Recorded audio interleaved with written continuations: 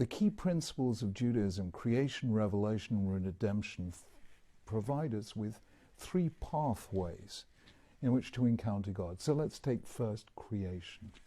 One of the greatest scientists of our time, Lord Martin Rees, former Astronomer Royal, President of the Royal Society, Master of Trinity College, Cambridge, one of the greatest scientists in the world, in his book Just Six Numbers, points out that the entire existence of the universe depends on 6 mathematical constants, which have to be so precise that the probability of any combustible source of energy coalescing around those 6 constants is almost infinitesimally small. So the universe is finely tuned for the emergence of life. It could not have happened by mere chance. Equally, the emergence of life itself from inanimate matter is both inherently mysterious and goes against one of the fundamental principles of entropy, which is that the world is gradually, any system gradually loses energy and order. Now, biology works in the exactly opposite way, from very simple organisms to ever-increasing organisms of self-organizing complexity. So if that didn't have an intelligent creator, we would have no way of understanding it at all.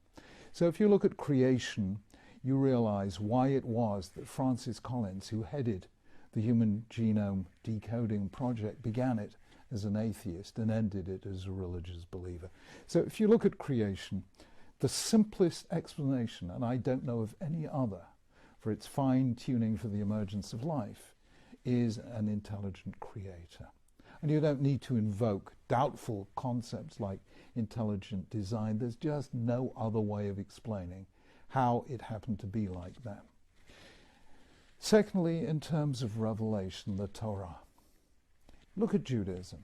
Jews are a tiny people, 14 million perhaps in the world today.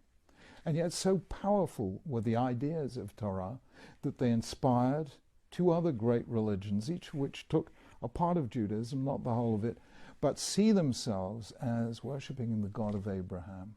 And that comprises 2.4 billion Christians and 1.6 billion Muslims, far more than half the people alive today. Now, how was it that a man, Abraham, who lived almost 4,000 years ago, who commanded no armies, ruled no empire, performed no miracles, uttered no world-changing prophecies, his lessons are so pure and true and eternally valid that they have persuaded more than half the world's population. There is not a single human being who has ever lived who had a greater influence. And if that is not proof through history, empirically, of the truth of revelation, I don't know what is.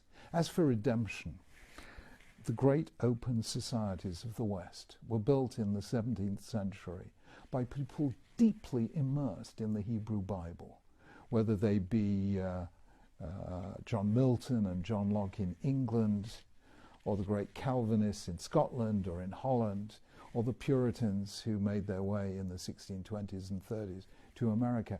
These were all people inspired by Torah to build free societies with respect for human dignity and rights. And that is the clearest form of redemption that we've had.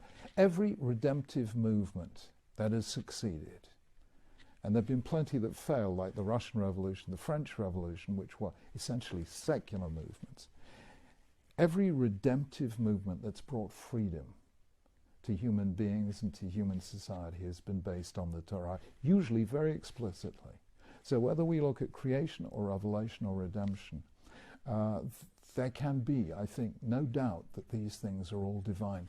They are the 3 ways that point us to God.